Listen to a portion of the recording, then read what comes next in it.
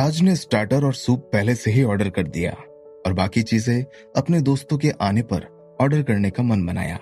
राज चाहता था कि जब तक उसके दोस्त आए उसके पहले ही उन्हें खाने के लिए कुछ मिल जाए, फिर उनका जो भी मन हो वो खाते रहें। हंगर स्ट्रीट में चीजों के दाम इतने कम भी नहीं थे, लेकिन यहाँ के स्वाद के हिसाब से इतने दाम महंगे नहीं लगते थे। वैसे भी राज को हाल ही में कलंदर से काफी पैसा मिला था, इसीलिए वो अपने दोस्तों को एक अच्छी ट्रीट तो दे ही सकता था। राज अब पैसों के मामले में निश्चिंत हो चुका था। उसे अब पैसों की कोई खास चिंता नहीं बची थी। वैसे भी राज का ज्यादातर समय जादूगरी की प्रैक्टिस में निकल जाता था और उसे अब अलग से कमरा लेने की भी जरूरत नहीं थी, क्योंकि शल्य का घर उसके काम आ जाता था। ऐसे में उसे पैसे खर्च करने तक का मौका नहीं मिलता था। इसीलिए अपने दोस्तों की खुशी में ही खुश हो जाने वाला राज अब अपने दोस्तों पर दिल खोल कर खर्च करने में जरा भी नहीं झिझकता था। हालांकि हंगर स्ट्रीट का प्राइवेट रूम इतना अच्छा नहीं था, ना ही यहाँ की कूलिंग इतनी बेहतर थी। खैर, इस सब से राज को इतना फर्क भी नहीं पड़ता था, क्योंकि राज ने अपने दिमाग की शक्ति का इस्तेमाल करके अपने बर्फीले मोती से रूम में ठंडी हवा फैला दी थी, जिससे अब टेम्परेचर काफी अच्छा हो गया था। राज अब धीरे धीरे जादूगरी से रूबरू हो रहा था, इसीलिए वो आम जिंदगी में भी जादू का इस्तेमाल करने लगा था। उसे अच्छे से मालूम था कि अगर वो लगातार जादू की प्रैक्टिस नहीं करेगा तो वो कभी भी माहिर नहीं हो पाएगा। अब सब बढ़िया है, अब बस इन लोगों के आने का इंतजार करना बाकी रह गया। शायद उन्हें आने में ज्यादा देर नहीं लगेगी। मेरे दोस्त इतने भुक्कड़ हैं कि खाने का नाम सुनते ही उनके पैरों में पड़ लग जाते हैं। राज ने हंसते हुए मन ही मन सोचा। 15 मिनट बाद राज के तीनों दोस्त यासीन, रोहन और गणेश आ गए। आज गणेश के साथ उसकी गर्लफ्रेंड भी आई थी। इसके अलावा जुबैर भी उन लोगों के साथ मौजूद था। जब से जुबैर आया था उसने एक पल को भी गणेश का साथ नहीं छोड़ा था, और अब तो वो राज के बाकी दोस्तों से भी घुल मिल गया था, तो उसे उन लोगों के साथ रहने में भी कोई दिक्कत नहीं थी। हालांकि गणेश के साथ ऐसा नहीं था। वो जुबैर के साथ नहीं रहना चाहता था, क्योंकि जुबैर काफी अजीब लड़का था। राज, मुझे लगता है अगर कुछ लोग और भी आते हैं तो तुम्हें इसमें कोई दिक्कत नहीं होगी। हालांकि तुम्हें दिक्कत हो भी जाए तो क्या फर्क पड़ता है। गणेश ने हंसकर कहा।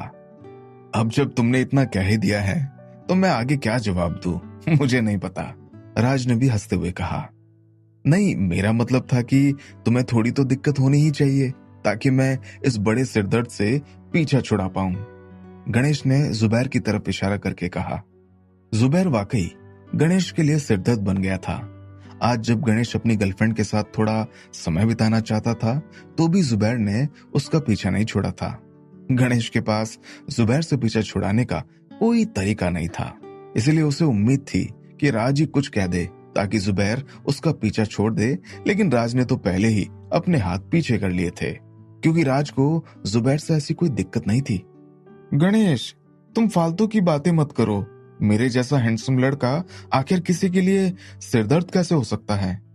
जुबैर ने ना में सिर हिलाकर कहा। खैर राज, हमने अपने साथ रिया को भी शामिल करने का सोचा है। उम्मीद है तुम्हें उसके शामिल होने से भी कोई दिक्कत नहीं होगी। गणेश ने जुबैर की बात पर ध्यान न देकर बात बदलते हुए कहा। क्या? गणेश की बात सुनकर राज एकदम अपनी जगह पर जम सा गया। हमें शुक्रिया कहने की कोई जरूरत नहीं है, आखिर हम तुम्हारी इतनी मदद तो कर ही सकते हैं। एक दोस्त ही दोस्त के काम ना आए तो लानत है ऐसी दोस्ती पर। रोहन ने राज के कंधे को थपथपाकर कहा। मुझे तुम्हारा शुक्रिया अदा करना है? राज ने अजीब ढंग से कहा। अरे कोई बात नहीं राज, तुम्हें जब मन करे तुम हमें ट्रीट देकर शुक्रिया अदा कर सकते हो। हम तुम्हारे सबसे अच्छे दोस्त बनने का फर्ज अदा कर रहे हैं, इसलिए तुम्हें अब किसी चीज की चिंता करने की जरूरत नहीं है। यासीन ने भी राज को थपथपाते हुए कहा। जब सभी बातें ही कर रहे थे तभी किसी ने रूम का दरवाजा खटखटाया। अंदर आ जाओ, गणेश ने कहा और राज को देखकर आंख मार दी। दरवाजा खुला और रिया प्राइवेट रूम के अंदर आ गई। रिया सभी की तरफ देखकर शर्मा रही थी। हेलो एवरीवन, लगता है मैं ही सबसे आखिर आई हूं। रिया ने सभी की तरफ देखकर हाथ हिलाते हुए कहा। रोहन ने रिया के आसपास झांक कर देखा। रिया अकेली आई थी। उसे रिया का भरोसा देखकर काफी अच्छा लगा। हम सभी भी ठीक अभी ही आए हैं, आओ हमारे साथ बैठो, जल्द ही हमारा फूड आ जाएगा। गणेश ने रिया की तरफ हाथ हिलाकर कहा और उसे राज के बगल में बैठने का इशारा किया। हेलो राज, रिया ने राज के बगल में बैठकर कहा। हेलो रिया, राज ने भी मुस्कुराते हुए जवाब दिया।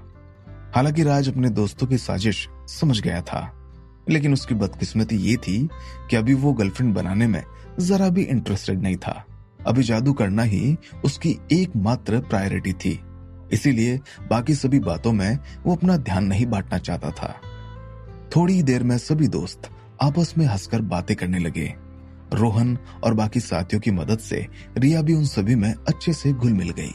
थोड़ी ही देर में उन लोगों का खाना आना शुरू हो गया। खाना खाने के बाद जब राज बिल पे कर रहा था, तभी सभी दोस्तों ने अपनी चाल को अंजाम देना शुरू किया। अरे बाप रे, मैं तो भूल ही गया था, आज मुझे अपने कमरे का किराए का कुछ मामला निपटाना है, इसीलिए अब शायद मुझे चलना चाहिए। यासीन अपनी जगह पर खड़ा हो गया और बाकी साथियों को इशारा कर दिया। ठीक है, तो मैं भी तुम्हारे साथ चलता हूँ, मुझे भी उसी रास्ते में कुछ काम है, तो आज मैं तुम्हारे कमरे पर ही सो जाऊंगा। रोहन ने तुरंत यासीन की बात का जवाब देकर कहा। मैं भी आज अपनी गर्लफ्रेंड के साथ थोड़ा समय बिताना चाहता हूँ और मैं जुबैर को भी अपने साथ ले जाता हूँ। अब शायद तुम्हें अकेले ही लौटना होगा, तुम रिया को भी छोड़ते हुए जाना। इतनी रात को अकेली लड़की का जाना वैसे भी ठीक नहीं है, गणेश ने कहा। इसके पहले कि राज कुछ कह पाता, उसके सभी साथी प्राइवेट रूम से जा चुके थे। रिया चलो चलें, राज ने हंसते हुए कहा। हंगर स्ट्रीट से निकलकर रिया और राज दोनों साथ साथ चलने लगे। राज, क्या तुम्हारी कोई गर्लफ्रेंड है? तभी रिया ने अचानक पूछा। उसकी आवाज एकदम धीमी थी। अगर राज के कान अच्छे न होते तो शायद वो रिया की आवाज भी नहीं सुन पाता। नहीं, अभी तो ऐसा कुछ भी नहीं है, राज ने ईमानदारी से जवाब देकर कहा। राज की बात सुनकर रिया मुस्कुराने लगी और उसने राहत की एक सांस ली। थोड़ी दूर तक चलने के बाद रिया ने एक बार फिर हिम्मत जुटाई। राज, क्या हम एक दूसरे को डेट कर सकते हैं? रिया ने पूछा। राज अपनी जगह पर जम सा गया और चौंक कर रिया की तरफ देखने लगा। आज पहली बार राज से किसी ने ऐसी बात कही थी। अगर उसकी मम्मी को इस सब के बारे में खबर मिल गई तो शायद वो इस बात का जश्न मनाने लगे। तुम मुझे पसंद करती हो? थोड़ी देर तक चुप रहने के बाद राज ने बेवकूफी भरा एक सवाल पूछा। रिया ने कुछ भी ना कहकर बस सिर हिला दिया। ये जवाब सुनकर राज को फिर से झटका लग चुका था। शुक्रिया, लेकिन काफी सारे कारणों से मैं रिलेशनशिप में नहीं आ सकता। हालांकि इसका तुमसे कोई लेना देना नहीं है, ना ही मुझे तुमसे कोई दिक्कत है। बस मेरी लाइफ में कुछ ऐसी चीजें हैं जिनके कारण मैं अभी कुछ और नहीं कर सकता, राज ने अपना सिर खुजलाते हुए कहा। राज को अच्छी तरह से पता था कि उसे अपना खाली समय सिर्फ और सिर्फ जादू में लगाने की जरूरत है। उसने दिन के 6 घंटे जादूगरी में देने का मन बनाया था, इसीलिए अभी के लिए राज गर्लफ्रेंड बनाने को सिर्फ समय बर्बाद करने जैसा समझ रहा था। इसके अलावा रिलेशनशिप के मामले में राज एकदम नादान था। हालांकि अभी जिस मामले में राज को टांग घुसानी ही नहीं, उसमें आने वाली दिक्कतों के बारे में सोचना भी राज को किसी काम का नहीं लग रहा था। रिया राज का जवाब सुनकर हैरान थी और अब उसे समझ नहीं आ रहा था कि वो राज से आगे क्या बात करे। उसने अपनी दोस्तों से जैसे बातें की थी, ये सब उनसे एकदम हटकर हुआ था। चलो अच्छा ठीक है, अगर हम डेट नहीं कर सकते तो क्या हम स्कूल में एक दूसरे का हाथ पकड़कर चल सकते हैं? रिया के दिमाग में जैसे ही राज से करीबी रखने का नया आइडिया आया, उसने पूछा। अरे, इस बार राज पूरी तरह से हैरान था। अब तो उसके पास कहने को कुछ भी नहीं बचा था। अगर सिर्फ हाथ पकड़ने की बात है तो मुझे इसमें कोई दिक्कत नहीं है, थोड़ी देर बाद सोचकर राज ने जवाब दिया। फिर ठीक है, रिया ने खुश होकर कहा। आखिरकार उसे निराशा हाथ नहीं लगी थी। उसका पहला कदम राज की तरफ बढ़ चुका था। अब वो और राज दोनों एक साथ क्लास में जा सकते थे, क्लास से साथ साथ निकल सकते थे, एक साथ अपने अपने हॉस्टल जा सकते थे। इतना सब रिया के लिए फिलहाल काफी था। चलो अब वापस चलते हैं, रिया ने राज का हाथ पकड़ते हुए कहा। वो उसी तरह से खुश थी जैसे किसी बच्चे को खिलौना मिल जाने के बाद वो हो जाता है। खुशी में वो जल्दी जल्दी भी चलने लगी थी। रिया का पार्टी में आना सफल हो चुका था। शुरू में तो रिया बस राज के पास से निकलने वाली ठंडी हवा के कारण उससे करीबी बढ़ाना चाहती थी, लेकिन अब उसके मन में राज को लेकर फीलिंग्स भी आने लगी थी, क्योंकि राज बाकी लड़कों की तरह नहीं था जो किसी लड़की के प्रपोज करते ही बिना सोचे समझे हाँ कहते, बल्कि राज ने तो रिया को मना कर दिया था। इससे रिया की नजरों में राज की इमेज और भी अच्छी हो गई थी। अब रिया के पास राज के दिल में जगह बनाने का एक ही तरीका था कि वो लगातार राज के करीब आने की कोशिश करे। रिया को उसके हॉस्टल तक छोड़ने के बाद राज भी अपने हॉस्टल वापस आ गया। राज ने कमरे में आकर सबसे पहले अपनी डिवाइस निकाली और पहाड़ी मारुति का ग्रुप खोला। उसमें हमेशा की तरह कई सारी चैट डली हुई थी। शुरुआती बातों में शल्य के मैसेज थे जिसमें उसने रहस्यमय टापू से लौटे जादूगरों के परीक्षण के बारे में बताया था। हालांकि अभी तक उसे उन लोगों की याददाश्त जाने की असली वजह का पता नहीं चला था, लेकिन इस बार ग्रुप में एक ऐसे शख्स का मैसेज था जो आमतौर पर ग्रुप में कम ही दिखाई देता था। शाही शेर पहाड़ी मारुतियों में सींग लगाकर रखने वाला जादूगर था। वो हमेशा लोगों से किसी भी बात पर बहस कर सकता था। शाही शेर भाई, तुम पिछले कुछ दिनों से ग्रुप में दिखाई नहीं दिए, क्या शाही जूनियर की चोट अभी तक ठीक नहीं हुई? लमकरण ने पूछा। वैसे तो लमकरण को 30 दिनों तक ग्रुप में प्रतिबंधित कर दिया गया था, फिर वो मैसेज कैसे कर पा रहा था? अफसोस, शाही जूनियर घर छोड़कर भाग गई हैं, शाही शेर ने कहा। क्या राज शाही जूनियर की असलियत जान पाएगा? क्या सौरभ के लोगों को उड़ती तलवार मिल पाएगी? शाही जूनियर तो चोटिल थी ना? लमकरण ने पूछा। पिछले कुछ दिनों से मैं शाही जूनियर की चोट का इलाज ढूंढने गया हुआ था, और जब मैं वापस शाही कबीले आया तो मुझे पता चला कि वो गायब हो चुकी हैं। मुझे कबीले वालों ने बताया कि जैसे ही मैं कबीले से बाहर गया तभी वो भाग गई थी, शाही शेर ने कहा। भाग गई? भले ही शाही कबीला काफी बड़ा है, लेकिन तुम एक घायल शाही जूनियर पर नजर नहीं रख पाए, ये कैसे हुआ? लमकरण ने पूछा। शाही जूनियर ने घर से भागने का वही तरीका अपनाया जो मैंने खुद बनाया था। इसके अलावा जब तक सभी को पता चला कि वो भाग गई हैं, तब तक वो हमारी पहुंच से काफी दूर निकल चुकी थी। कई दिनों तक ढूंढने के बाद भी वो लोग उसे नहीं ढूंढ पाए, शाही शेर ने समझाते हुए कहा। इतने सारे लोग मिलकर एक घायल शाही जूनियर को नहीं ढूंढ पाए। लमकरण को शाही शेर की बात पर भरोसा नहीं हो रहा था। शाही शेर के पास अब कोई जवाब नहीं था। हालांकि उसने शाही कबीले लौटते ही चारों पहरेदारों को अच्छा सबक सिखाया था, क्योंकि उनकी लापरवाही के कारण शाही जूनियर भाग गई थी। हालांकि शाही शेर अपने कबीले की लापरवाही को दुनिया में ढिंडोरा पीटकर नहीं बता सकता था, इसीलिए उसके पास चुप रहने के अलावा कोई चारा नहीं था। तो तुम्हें शाही जूनियर की कोई खबर मिली? लमकरण ने मामले को और आगे ना खींचकर अगला सवाल किया। मैंने शाही जूनियर के जादुई खजाने पर एक जादुई सील छोड़ दी थी। भले ही यह आत्मिक सील की कला की तरह परफेक्ट ना हो, लेकिन फिर भी मैं कह सकता हूं कि वो देहरादून में कहीं है, शाही शेर ने कहा। शाही शेर ने जानबूझकर आत्मिक सील कला का इस्तेमाल नहीं किया था, क्योंकि इससे चीजें खतरनाक हो सकती थी, लेकिन उसने जिस सील का इस्तेमाल किया था उससे बस बड़े इलाके का पता लगाया जा सकता था।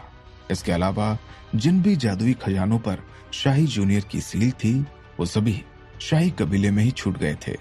शाही जूनियर पहले ही भागने का मन बना चुकी थी। ऐसे में वो अपनी लोकेशन किसी के साथ साझा नहीं करना चाहती थी, इसीलिए उसने अपनी जादुई चीजें पीछे छोड़ना ही बेहतर समझा था। हालांकि जिन जादुई खजाने को लेकर वो गई थी उनमें भी सील लगी है, ये उसे नहीं पता था। मैं आज ही देहरादून जा रहा हूँ ताकि मैं शाही जूनियर को वापस ला सकूं। मैं ये भी पूछना चाहता हूँ कि क्या देहरादून में हमारा कोई जादूगर साथी रहता है जो शाही जूनियर को ढूंढने में मेरी मदद कर सके? मैं अपने तरीके से उसका शुक्रिया अदा कर दूंगा, शाही शेर ने कहा। असल में आज ग्रुप में एक्टिव होने की शाही शेर की यही वजह थी। वो पहाड़ी महारथियों से मदद चाहता था। उसे पूरी उम्मीद थी कि कोई ना कोई पहाड़ी महारथी देहरादून इलाके में जरूर होगा और उसकी मदद के लिए आगे आएगा। ये मैसेज देखकर राज हैरान रह गया। उसे लगने लगा कि आजकल सभी देहरादून ही क्यों आ रहे हैं। आजकल सभी देहरादून ही क्यों जा रहे हैं? अब जब वहां की बात छिड़ी ही है तो हमारा एक साथी वहां मौजूद है। लम्बकर्ण ने गहरी सांस लेकर राज के मन की बात भी कह डाली। उसे खुशी थी कि शाही शेर के पास शाही जूनियर को ढूंढने का एक तरीका था। हमारा साथी? क्या बाबा बैरागी ने किसी नए जादूगर को जोड़ा है? शाही शेर ने पूछा। क्या तुम्हें जूनियर नाम का हमारा साथी याद है? लम्बकर्ण ने हंसते हुए कहा। अरे ये तो वही है ना जिसे बाबा बैरागी ने गलती से जोड़ लिया था। शाही शेर ने पूछा। इतने अजीब नाम से पहली बार किसी का यूजर नेम होने के कारण शाही शेर राज को भूल नहीं पाया था। अब वो जादूगरी का हिस्सा बन चुका है। मैं उसके सफर के बारे में तुम्हें फिर कभी बताऊंगा। मुझे याद है कि वो देहरादून में रहकर ही पढ़ाई कर रहा है। शायद तुम वहां जाकर उससे मिल सकते हो। लम्बकर्ण ने हंसते हुए कहा। यहां तक आते आते राज को लगा कि अब उसके बोलने का वक्त आ चुका है। इस ग्रुप में सभी उसके सीनियर थे। ऐसे में उनकी मदद करके राज को बदले में बहुत कुछ हासिल हो सकता था। हेलो सीनियर शाही शेर, राज ने तुरंत मैसेज करके कहा। नाम लिया और शैतान हाजिर। आज तुम्हें पढ़ाई नहीं करने क्या राज? लम्बकर्ण ने कहा। नहीं, आज की छुट्टी थी। मैंने आज की जादूगरी की प्रैक्टिस भी कर ली और अभी मैं अपने दोस्तों के साथ खाना खाकर लौटा हूँ, राज ने जवाब दिया। तो तुम ही देहरादून में रहते हो? अगर किस्मत में लिखा होगा तो हम जरूर मिलेंगे। अगर हम मिले तो मैं तुम्हें एक तोहफा दूंगा। अब मैं और बात नहीं कर सकता, मुझे निकलने की तैयारी करनी है। उसके बाद शाही जूनियर को ढूंढने के लिए मुझे देहरादून पहुंचना है। तुम सभी अपनी बातें जारी रखो, शाही शेर ने कहा और तुरंत ही ऑफलाइन हो गया। उसके पास ग्रुप में देने के लिए और समय नहीं था। वो तो बस शाही जूनियर की खबर देने के लिए ग्रुप में एक्टिव हुआ था, जो कि उसने कर दिया था।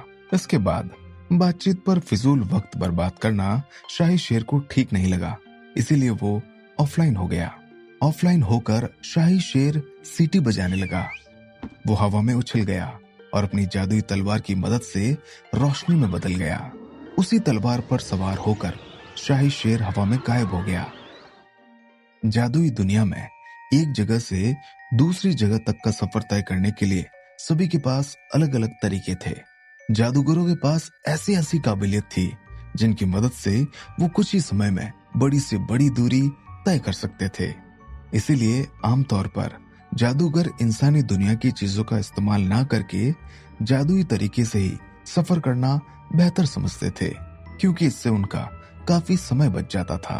और वैसे भी शाही शेर शाही जूनियर को जल्द से जल्द ढूंढना चाहता था, इसीलिए वो किसी भी तरह की देरी करने में विश्वास नहीं रखता था। राज काफी देर तक ग्रुप में बातचीत करता रहा। जब से राज ने वसीम को लाने के लिए हाँ कहा था, तभी से काफी नए नए लोग राज से जुड़ने लगे थे। उसे लगता था कि इन सभी नए लोगों के इरादे कुछ ठीक नहीं है। वो सभी बस एक ही चीज जानना चाहते थे कि वसीम से मिलकर उसका क्या हाल होने वाला था। इसके अलावा कुछ लोग राज से बस जादुई खेल खेलने के लिए ही जुड़े थे। जादुई खेत का खेल दिमाग में आते ही राज ने डिवाइस में गेम खोल लिया। वो सोने के पहले एक बार उस गेम को देखना चाहता था। जैसे ही राज ने गेम खोला, उसे वहां त्रिकालदर्शी मिल गया। गेम में एक समुद्र का सीन था जिसमें बड़ी बड़ी व्हेल उछल रही थी। तभी वहां थोड़ी बातचीत चालू हो गई। जिन भी लोगों को बाबा बैरागी ने ग्रुप में प्रतिबंधित किया था, वो सभी अपनी अर्जियां लगाने लगे।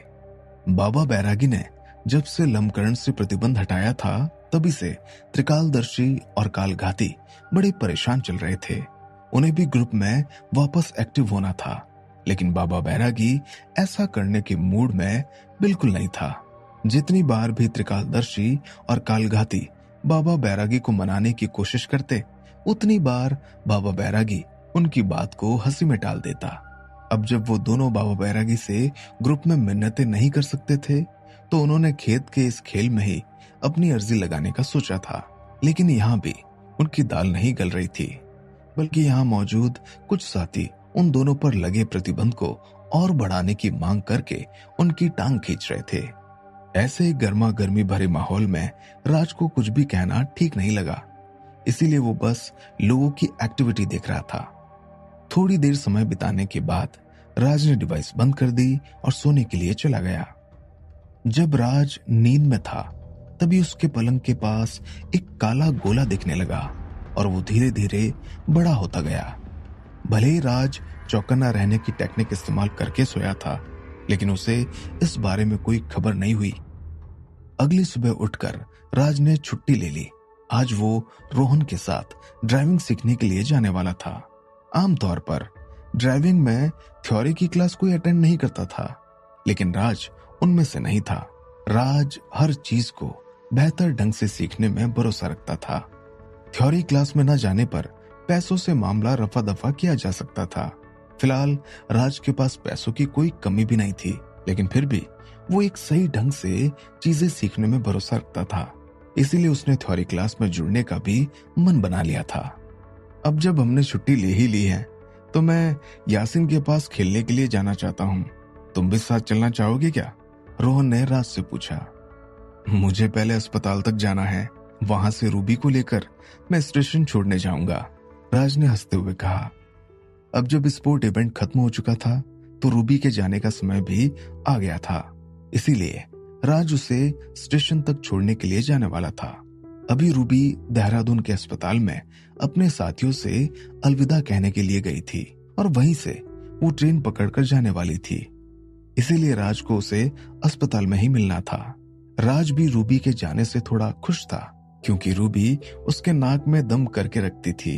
राज रूबी के सामने जरा भी झूठ नहीं बोल पाता था, क्योंकि रूबी एक ही झटके में राज के झूठ को पकड़ लेती थी। ऐसे में राज को डर था कि रूबी किसी दिन राज की सच्चाई न जान जाए, और अभी के लिए राज ये रिस्क बिल्कुल भी नहीं ले सकता था। लम्बकर्ण ने राज को साफ तौर पर समझाया था कि जब तक राज जादूगरी में बहुत माहिर न हो जाए, तब तक जादुई दुनिया के इस रहस्य को अपने तक ही रखे, वरना उसके करीबी लोगों को खतरा हो सकता था। ऐसे में राज नहीं चाहता था कि रूबी अपने झूठ पकड़ने की काबिलियत से किसी खतरे में पड़ जाए। वैसे भी एक बार रूबी को किडनैप किया जा चुका था, तो राज पहले से भी ज्यादा चौकन्ना हो गया था। इसीलिए वो भी चाहता था कि रूबी जल्द से जल्द देहरादून छोड़कर निकल जाए। ठीक है, तो तुम वहां जाओ, मैं तुम्हारे साथ नहीं चलूंगा, दोपहर में मिलते हैं, रोहन ने कहा।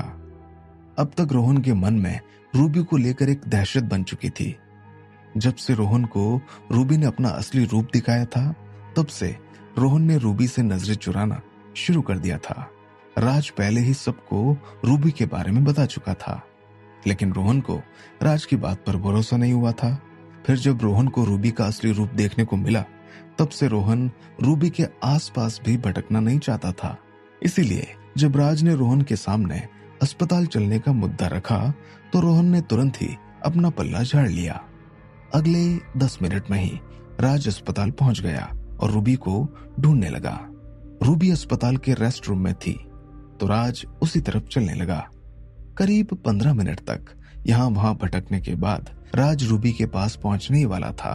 तभी राज ने हॉस्पिटल में एक एम्प्लॉय को काफी हड़बड़ी में ब्लॉक 8B की तरफ जाते देखा। वो एम्प्लॉय करीब 40 की उम्र के आसपास का था और उसके माथे पर पसीना था। शायद उसे किसी बात की बहुत चिंता थी, लेकिन अस्पताल में लोगों को ऐसी चिंता किसी आम बात पर नहीं होती थी। ये देखकर राज हैरान रह गया। उसने मन बनाया कि वो इस एम्प्लॉय के पीछे जाकर पता करेगा, आखिर ब्लॉक 8B में ऐसा क्या था। क्या राज और शाही जूनियर की मुलाकात हो जाएगी?